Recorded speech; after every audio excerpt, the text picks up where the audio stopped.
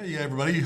Welcome to the Renegade Podcast. Just a bunch of pastors kind of riffing on news and current events and topics of the day. Have no idea where we're going to go or This what is this is going to be. Skip Moseshek, Pastor Bart Letzinger, and Scott Weatherford. That's right.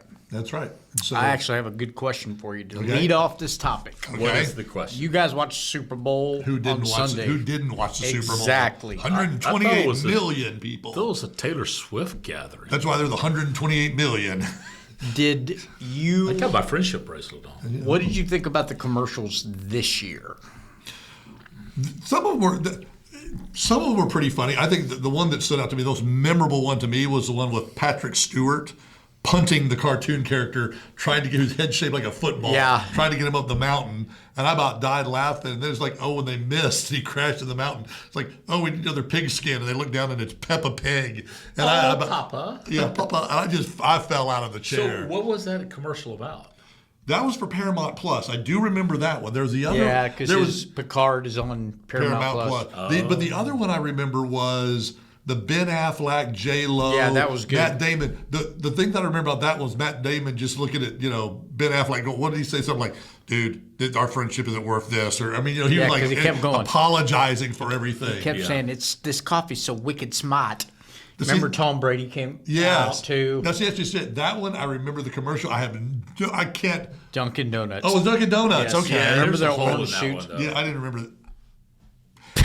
Anyway. Let me tell you what I noticed. What did you notice? I've noticed that a lot of commercials, they're getting cameos by really big stars, but the commercials aren't memorable. Right. They're fun because you get to see movie stars on TV, but there's none that make me go, oh, like I remember back, you remember the Doritos Time Machine? Oh, yeah. Now, see, that one was classic. Because I remember Well, the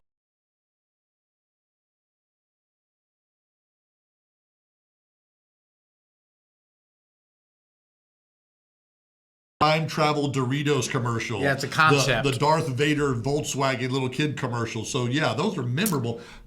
I thought you were going to talk about the Cindy Crawford Coke commercial or Pepsi commercial. Oh, see, that's just, look how good that was. Couldn't remember who she was. Oh, I'm too old. Couldn't even remember who he's advertising. He's like, I thought you were going to talk about the Joan Crawford. He goes, remember that one from 1948? It was black and white, but it was good. Oh, God.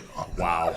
Okay. All right. It's called elder abuse. All right. Sorry, that was Biden's press conference yesterday. Yeah. Okay.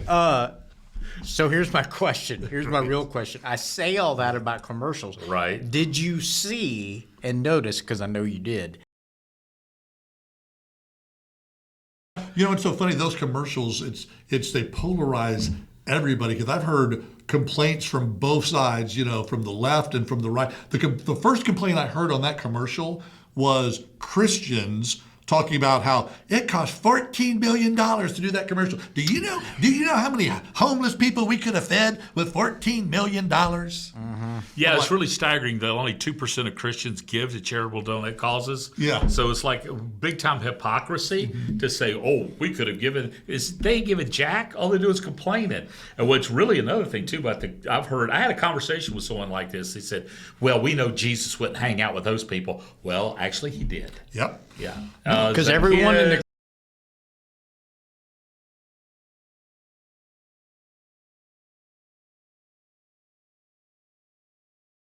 oppressed and the oppressor. in certain situations, Right. Well, and the oppressor was washing the oppressed feet. I know. right? They were all Norman Rockwell type They paintings. were. but They were real artsy. So the first time I watched it, the first time it came on, I just kind of watched it and went, oh, okay.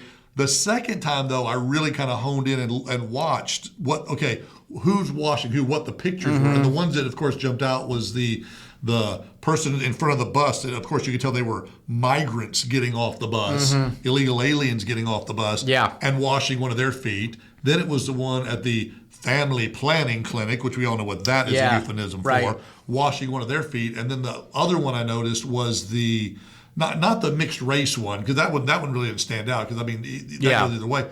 But then the one with the oil field worker in the middle of an oil patch, that's right, washing a climate activist's feet. And so that's what I noticed. It was always somebody on the right washing the feet of somebody politically on the left. Yeah. And that was where, and then, and you know. Did you like the one with the guy that does the keto diet washing the vegans' feet? Oh, yeah, that wasn't on there because that's not biblical. Well, he was washing them to eat them. That was the thing. You know? Yeah, well, if God didn't want you to eat animals, he wouldn't have made them out of meat. That's the Or best so ever. good, yeah.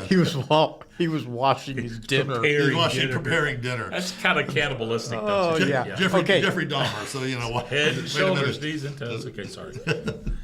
Appetizers. But you know what? On the other side, though, Let's dial it back. I've heard Let's bring it back. the other side said, you know, not about just wasting money, but it's bait and switch. They're talking about this kind, friendly Jesus to get you in and then make you change. You know, you just have to be you, do you. You have to know your own truth, which are just buzzwords that are just meaningless. The your best own you could be is a dumpster fire. That's we're right. all a mess. We're all broken. We're all sinners. And this truth about know your truth. And I heard this in the Senate hearings recently when the Ivy League president said, "Well, we have to know what is my truth. I spoke my truth. We don't need your truth. We need the truth, and the truth is Jesus." Yeah. I actually saw a kid, and it was on one of those ones who was arguing with, you know, one of those guys who goes to college campuses. And that's what he's talking about, his truth. And the guy was asking, well, is Hamas bad? Is the Taliban bad for you know, raping children and beating women, all this stuff? And he goes, well, in their mind, they're not. So that, you know, in their mind, that's their truth. And I'm like, and the kid would not condemn it because that was their truth. And you're like, have we gone that freaking so? Basically, Yes, the answer to that is yes, we have. I want to do what I want to be able to do without anybody condemning me. So I'm going to let somebody else do the most atrocious things, but I'm not going to condemn it or speak out against it because somebody might speak out against me and my truth and what I like, my sin that I like to do. And I'm like, See, my gosh. That's why I think what you're hitting on is exactly why I think that commercial has become controversial because it's like a version of an oppressor and oppressed, and it's the washing the feet, right? That's the big symbol that Jesus washed. Yeah, and some people, you know, there's some orthodoxy that believes that this was sacerdotal, that we should wash one another's feet. Right. When obviously it's a one and done thing, like the burning bush is one and done, virgin birth one and done, splitting the Red Sea is one and done. The washing the feet was a symbol that Jesus used to show servanthood and acceptance, not tolerance. It's a big difference between acceptance and tolerance. That's what that was trying to show. Yeah, Jesus accepts us. But he doesn't tolerate our sin. He leads us to transformation so we can be free from our brokenness and live in his light. I don't need to be the best me. I need to be like Jesus. And so that means I have to come to grips with, I don't do me. I have to be like Christ. And that means I've got to be more loving, more kind, more forgiving, more honest, more open, more generous. But people say that all the time. You said, my truth, or that's just the way I am, take it or leave it. Oh, yeah. And you're like, well, I'm going to leave you on an island in the Pacific because I'm the last person that should be making decisions for myself. Well, the definition of sin is doing what I want to do when I want to do it. Right. And that just leads us to a bad decision. I asked my kids one time when they were in junior high, I said, would you rather be tolerated or accepted?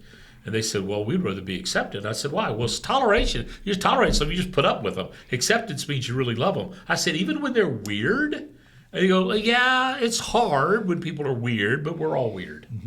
And so But today, if you don't tolerate, then you're against. But then the tolerance doesn't go both ways. Right.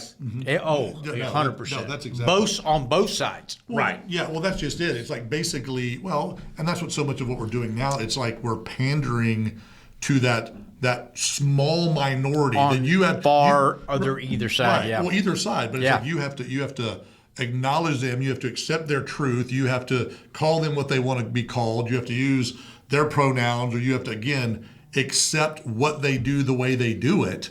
And if you don't, then you're intolerant. You're not loving. You know, you're against us. You're my favorite. Your words are violence toward me. Triggering. Yeah, your words are triggering. I still what one commentator said when somebody said, you being here and you talking about this stuff that's really triggering me. I don't feel safe. And her response was, looked at the girl and said, get a helmet. Get a helmet. Wow. Well, we probably could be more loving than that. And that's true. But just the thought. But the thing is, okay, here's the bottom line. the cross is obviously vertical from man to God, and we have that relationship man to God, but it's also horizontal man to man.